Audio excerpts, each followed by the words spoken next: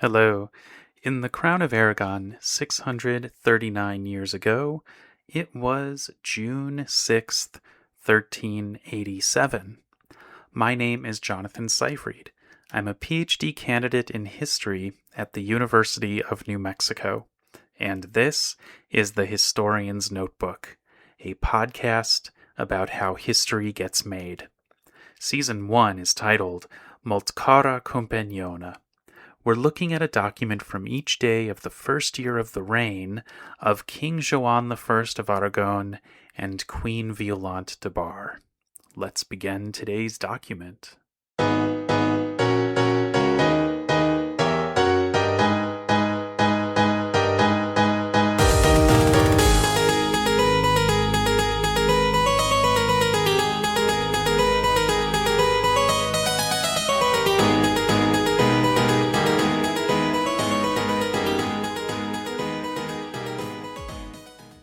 So I think Joan is feeling better. And the reason that I say that is because, well, here in the Curiae Sigilli Secreti register number 1952, the Secret Seal register, or one of, we have Joan writing a little letter to the people who are like the hombres buenos, the good men, and the jurados, the magistrates of Zaragoza. And he's writing to them because he wants them to send him 2 bullfighters. Yes, you heard that right. Matadors. Yeah, I had a hard time reconciling myself to the reality of this document. I was not expecting to see anything about bullfighting in the documents this year that I was looking at. I just really hadn't heard of bullfighting in the Crown of Aragon during the 14th century or the Middle Ages. So this was a total surprise to me. And let me tell you, I've got a little bit of a personal connection to matadors because for a few years I taught at a high school here in Albuquerque. Think, Spanish colonial heritage of New Mexico. And this high school, its mascot was a matador. And so it was interesting because we were kind of cheering on for, I don't know, in my mind, this is like an antiquated kind of, these days just kind of amounts to animal cruelty, and the kind of older sense of the glory of this might be retained in some places, but in our modern age, it does not really seem to fit with the ethos of how we think of animals or a fair fight or like suffering of animals.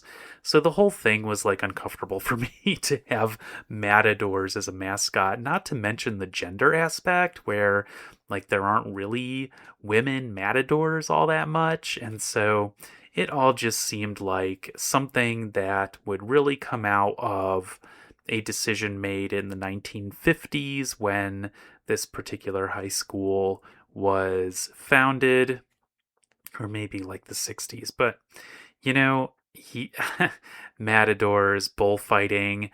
I read some Ernest Hemingway in my younger years, and just I get it. I mean, I get it, the poetry of it, but at the same time, it's just it's almost like thinking about whaling with Moby Dick and Herman Melville. It's just like not, it just doesn't have the contextual resonance for our time and how we treat animals. And so basically I can appreciate the poetry of it, but it's not something that I feel like is justified in our day and age as an activity, as a sport, as a spectacle.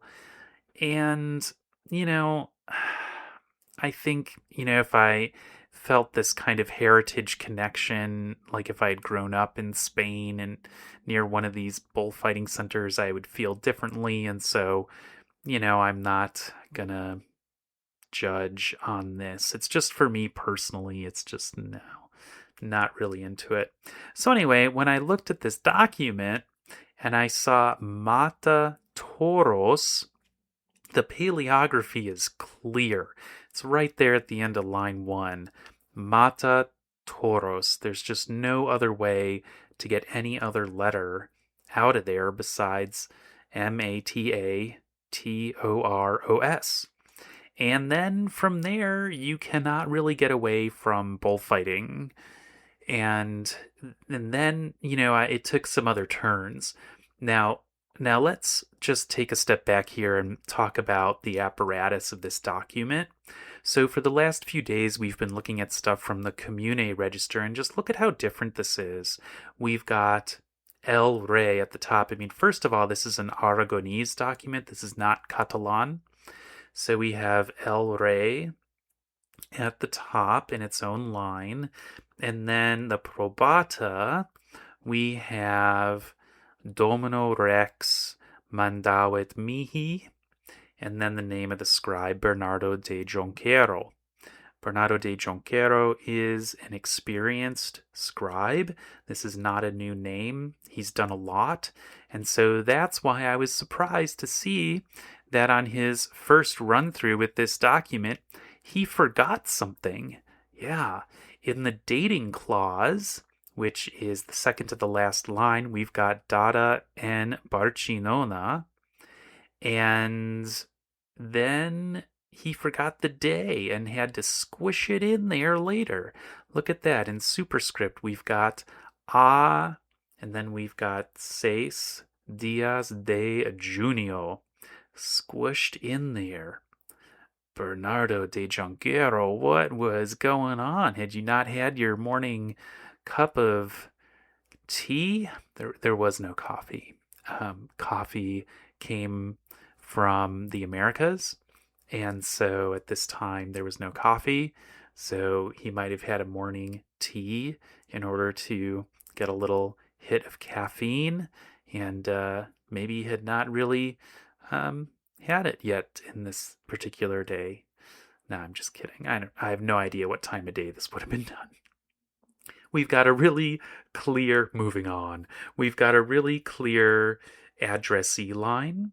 So we've got dirigitur juratis et probis hominibus civitatis Caesar Augustem. Yes, that is the Latin name for Zaragoza. I always get a kick out of that whenever I see it. So if you haven't listened to a lot of the other episodes about Zaragoza, then this will be a treat for you. Try saying Caesar Augusta really fast, and what comes out? Zaragoza. Yeah. All right. So today, Zaragoza, that is basically saying Caesar Augustus. Gets you back to the Roman origins of that place name. And I think there was probably some settlement there before the Romans, but they really built it up larger during the classical era, centuries and centuries before this time that we're looking at, which is already centuries and centuries before where we are now in 2026, or maybe you're listening to this much later. All right, let's pull back in from that little historical reverie and talk about bullfighting again.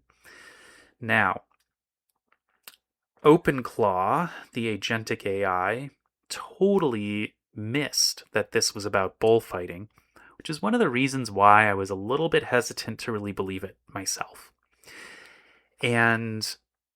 But it didn't transcribe anything close to Mata Torres in this line.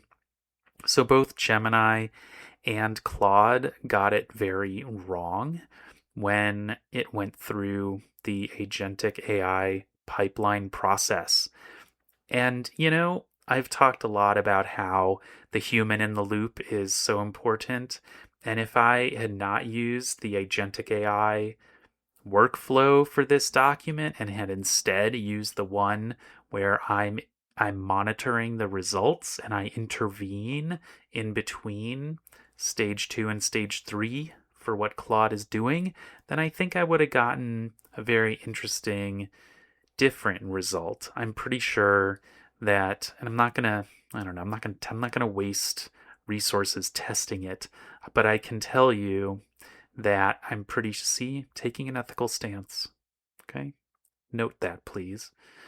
Anyway, I'm pretty sure that if I did, then this would come through as matatoros. It would be identified by Claude as bullfighting, especially because Claude has had a couple new versions since the time that it went through this agentic AI process, which is already a couple months old now. All right, so bullfighting in Iberia in the Middle Ages. Was it there? Was it practiced? I think a resounding answer is yes. A lot of the stuff that you read about the history of bullfighting, I think, will inform you that there's documentation of bullfighting even in classical times. So, like ancient Romans, I think, did some bullfighting, I guess. I don't know. I'm not going to go too deeply into this because it's just not something I'm passionate about. But it is kind of interesting because bullfighting has like this long lineage. I mean, there's Greek myths about fighting. Okay, I'm going to stop. Let's talk about the 14th century. So, I was having a little conversation with the chatbot Claude, and I was like, I know nothing about the history of bullfighting in the Middle Ages. What can you tell me about bullfighting in the 14th century Crown of Aragon? And it basically assumed that I already knew about an event in 1387 this year, and I didn't. And so I said to Claude, tell me more about this 1387 event. Turns out that a lot of history of bullfighting, it basically starts the timeline at 1387 with a bullfight that happened in like the area around like the royal palace in Barcelona during the reign of, you guessed it, Joan I. So when you're reading about the history of bullfighting in Spain, a lot of times the earliest date that you will see is 1387. Now, Claude and I, tried to figure out what the documentary evidence is for that, and we ran into a problem. So there's an article by Noa Maria Carbal Rivas and Beatriz Orgaz Sanchez that is all about the history of bullfighting in Spain, and that I was able to get to. It's an open access article. And on page 70 at the very beginning of their article, which is all about the history of bullfighting in the Catalan region of Iberia, they cite another book for this 1387 bullfight. And that book is by Antoni Gonzalez. It was written in 1996. It looks like an academic work. The catalog record on WorldCat says that it's about 300 pages and that it's got bibliographic references, but it's really hard to find. There's only 10 copies on WorldCat, and some of those records, I think, are like not accurate. So I would guess that there's probably under 10 libraries around the world that have this, and I think only 2 of them in the United States. And so I might, if I wanted to, I could maybe see if I could get this on interlibrary loan and check out the information in that book about this event in 1387 and try to figure out what document is being referenced. Is it something from the archive of the Crown of Aragon? Is it something from another archive in Barcelona? And then there's this other thing that tends to come up, which is that there's this distinction being made in a lot of the sources that the 1387 bullfight is noted, but that the first, and this is how they phrase it, the first documented bullfight wasn't until the 1500s. So, like, what does that mean? Like, it's not. I guess maybe it means like documented is like who the matador, what like the name of the matador or matadors. I don't know. So maybe the document that I'm looking at for today is the basis for the 1387 claim, but I'm not so sure because this document, it only is a request to have two bullfighters sent from Zaragoza to Barcelona. And we don't really have any more information. There's no date of when the bullfight is going to be. And the rest of the content of the letter, after the initial request for the two bullfighters, is basically just saying the name of the servant who's being sent to deliver this message, whose name is Johan de Quart. And then just to say, listen to this guy, he's going to tell you more. I mean, the implication is he knows more about what the bullfight is going to be and when it's going to be. Oh, I wish they had had a date for this. When in 1387, but seems like there isn't detail about even the month or the date. And then, the last sentence is, we'll kind of do whatever is necessary to make this happen and help us to get these two bullfighters. So it's a short document basically saying, hey, people in charge of Zaragoza, send us two bullfighters, and this messenger, Johan de Quart, is going to tell you more about it. And that's all. That's all the detail that we get. Everything else is just really general. So, what are we left with here? Are we left with some new piece of evidence about this bullfight that happened in 1387 that has gone down in history as like the earliest record of a bullfight in Catalonia in the Crown of Aragon? I mean, possibly. So, if you're listening to this and you're interested in the history of bullfighting, well, hopefully this is exciting to you and you can take it from here. You can go ahead and do an interlibrary loan request for the Anthony Gonzalez book. I'll put a citation for it in the webpage for today's episode. But I think at this point, I'm going to leave this alone unless I happen to see something from Violant about the Matatoros or the bullfight. I would, out of curiosity, really like to know the date of the bullfight because that would give me some information about how chipper Joan is feeling these days. Like, was this bullfight scheduled to happen during the month of June? That would indicate to me that Joan was feeling better because basically he's making plans. He would be, it's not like super exhausting to sit and watch a bullfight, but you still have to present yourself and it might be hot. So if he's planning to attend a bullfight in June, it's probably a signal that he's feeling better and that the danger of that near-death illness and that lingering illness is past. Well, we'll have to see if we have any other urgent summons for doctors. All right. Thanks for listening to this episode of The Historian's Notebook, Season 1, Molt cara compagnona. If you are leaving with more questions than you arrived with, I've done my job.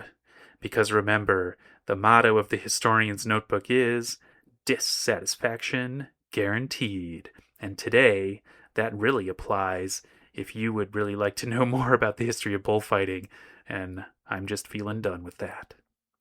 Visit the website to see an image of today's document and additional show notes, and listen again tomorrow to hear about the next day in the first year of the reign of King Joan I of Aragon and Queen Violante de Bar. In the meantime, Take care.